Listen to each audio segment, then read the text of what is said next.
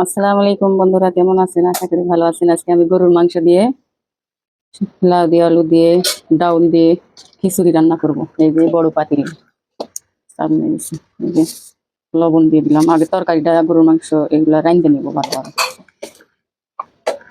তেজপাতা, পেঁয়াজ, কাঁচামরিচ, শুকনো মরিচ, একটু হালকা শুকনো মরিচের গুঁড়া,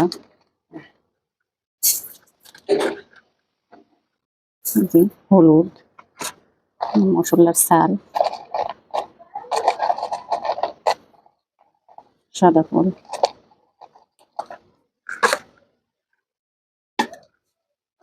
তেল দিয়ে দিব।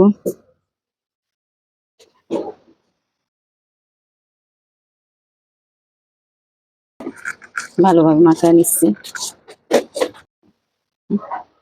আদা রসুন বাটা, জিরে বাটা দিয়ে লেগে ভুলে গেছিলাম, এটা দিয়ে দিলাম।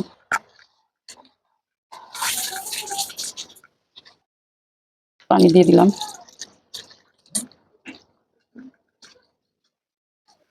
চুলোয় বসিয়ে দিয়ে দিলাম।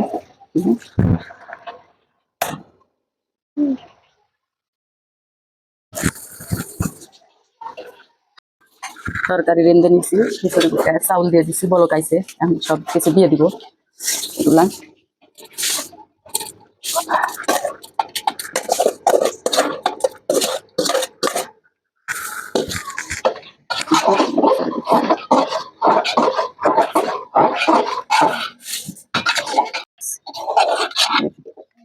খিচুড়ি রান্না হয়ে গেছে।